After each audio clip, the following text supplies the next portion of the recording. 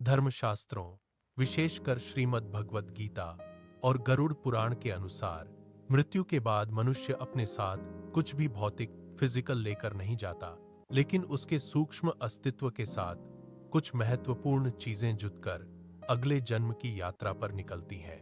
मृत्यु के बाद हम साथ क्या लेकर जाते हैं? शास्त्रों के अनुसार केवल सूक्ष्म शरीर सटल बॉडी ही आत्मा के साथ जाता है, जिसमें निम्नलिखित शामिल हैं।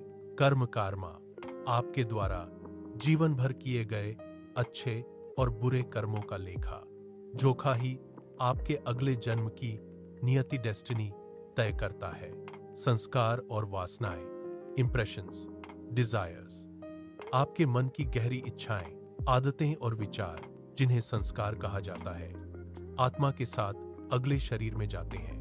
अंतिम समय के विचार, गीता के अनुसार मृत्यु के समय मनुष्य के मन में जो भाव या विचार प्रधान होता है, उसे अगले जन्म में वैसी ही गति प्राप्त होती है।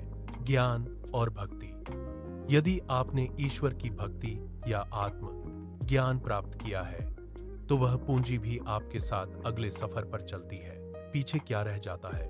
इस धरती पर आपका कमाया हुआ सब कुछ यहीं छूट जाता है।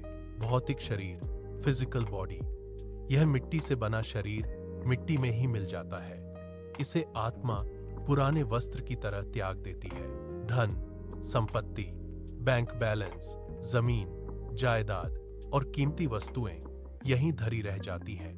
रिश्ते, नाते, परिवार, मित्र और शत्रु, सभी सांसारिक संबंध शरीर के साथ ही समाप्त हो जाते हैं। पद और प्रतिष्ठा, समाज में आपका नाम, ओहदा या प्रसिद्धि भी केवल इसी लोक तक सीमित है। Bhagavad Gita university, Bhagavad Gita university +3। संक्षेप में, आप खाली हाथ आए थे और भौतिक रूप से खाली हाथ ही जाएंगे, लेकिन आपके कर्मों की पोटली हमेशा आपके साथ रहेगी।